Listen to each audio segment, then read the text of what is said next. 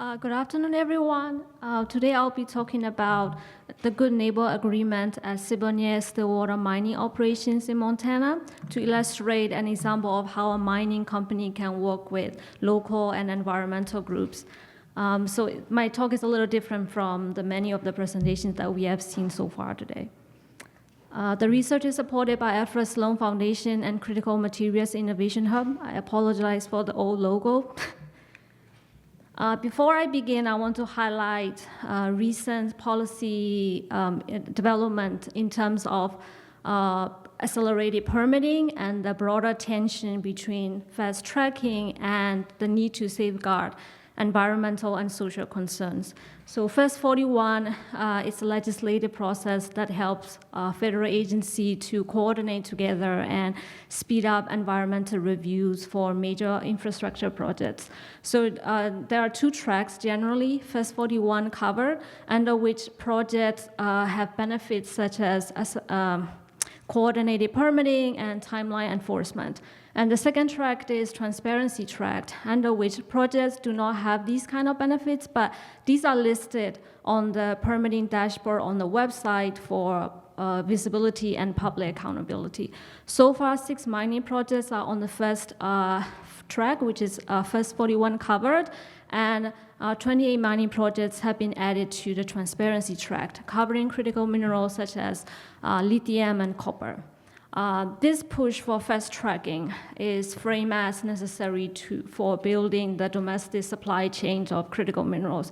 But this is not without controversy. So for example, the old-flagged copper mining project, as soon as it was put on the transparency status, it was immediately faced with opposition from tribal nations and environmental groups. But this is not to say that all the proposed mining projects in the United States are all highly contested or are all facing strong opposition. Sometimes communities do recognize benefits that mining bring to their areas. So the question then becomes, what if communities want mines but on their own terms? So what are the tools and mechanisms that exist to help mining companies and communities to work together, build relationships, and trust? One good tool in the US, are good neighbor agreements. By definition, good neighbor agreements are legally binding contracts between a company or a business with local communities in which a company commits to address or mitigate environmental pollution. They're not limited to the mining sector. They are also used in housing and development projects as well. And similar arrangements can be found all over the world in the mining sector, like community benefit agreements, like impact benefit agreements in Canada. But they are all different significantly in terms of implementation model, whether they're legally binding or not, and their scope. One long-lasting and successful good neighbor agreement in the mining sector can be found in Montana. It's called Stillwater Mining Good Neighbor Agreement. It has been in place for 25 years. It was signed in the year 2000. It has survived multiple ownership changes. And since the agreement was signed, no environmental litigations or major arbitrations have taken place. And I want to give you a bit more context on these operations. Siboney Stillwater mining operations in Montana consist of 2 mines and 1 refining facility. So the 2 mines are East Boulder mines and the Stillwater mine, and they're mining the same ore body, which is yellow in the map, from the opposite side of a mountain. And they are the only palladium platinum mine in the United States, which are both classified as critical minerals. It's the highest PGM grade in the world. These mines produced 77 palladium and 23% platinum.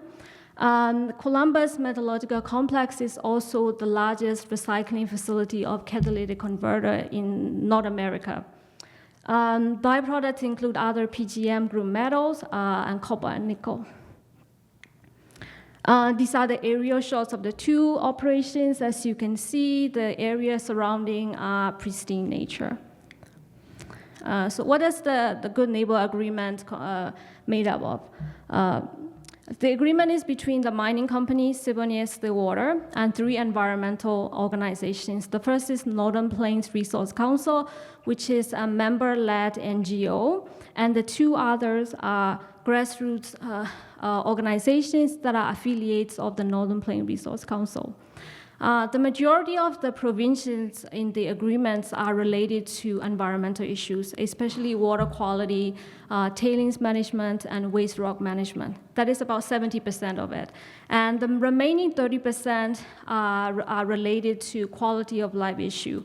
So for example, the agreement requires the mining company to reduce traffic by consolidating shipment between the mine and the processing facility, and also by providing transportation to mine workers, busing.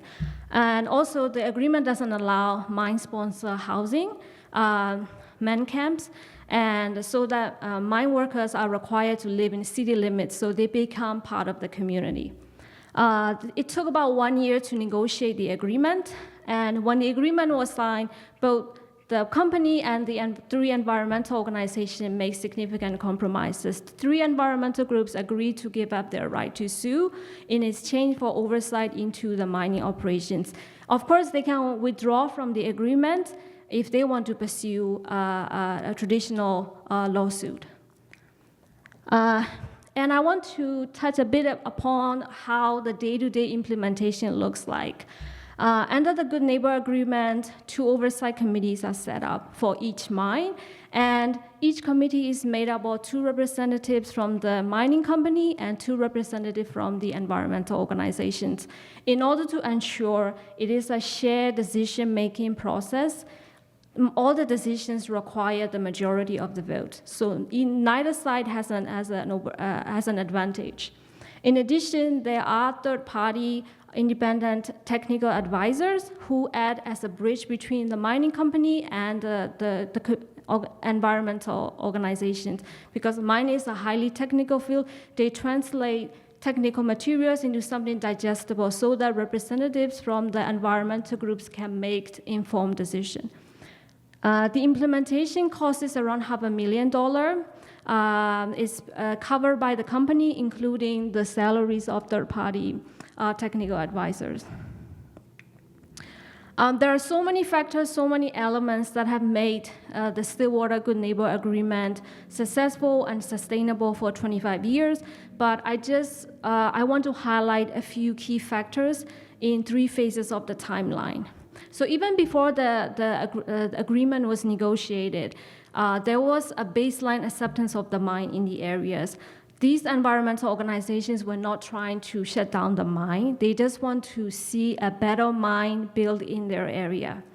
And we have to give credit to the leadership of the company and the environmental groups for being open to an alternative approach rather than an endless lengthy litigations.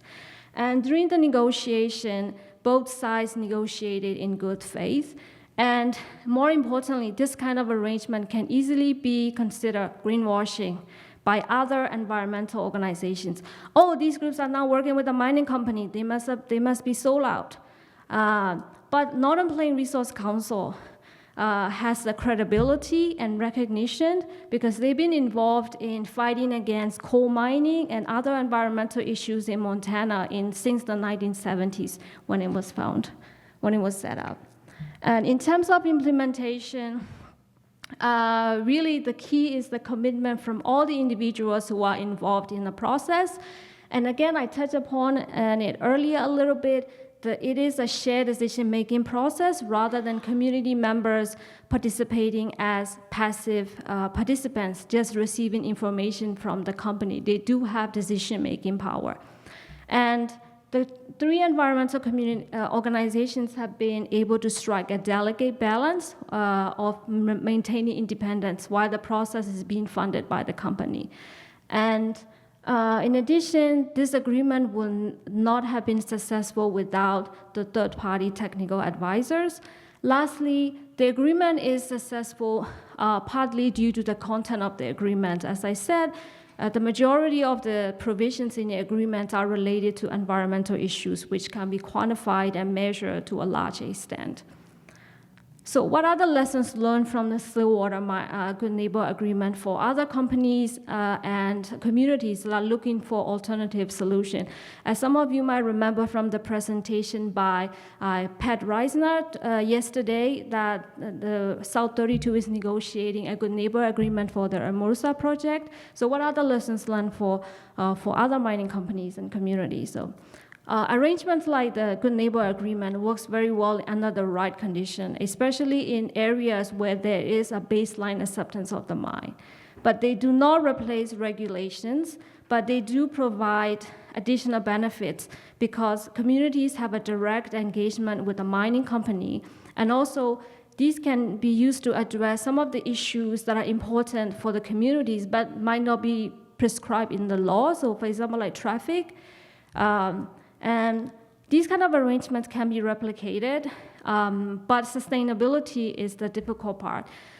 Negotiating an agreement is only the first step, and really translating what has been written in the agreement into implementation takes a lot of effort and time and resources from all the parties who are involved. And commitment is going to be the most challenging part to replicate, because a lot of the people that we interviewed said they have to volunteer 10, 20 hours of their time as community members to make these agreements happen. And we're not gonna find these type of individuals in all host communities. And lastly, community organization is really the key, like the secret sauce. The process has to be bottom-up mobilizing by grassroots organization. And it cannot be a process where a mining company does not want any litigations and trying to find a negotiating partners. Or, it cannot be mobilized by an outside NGO coming in and trying to organize the local grassroots organization. With that, I would like to end my presentation, and I'm happy to answer if you have any questions. All right, thank you so much.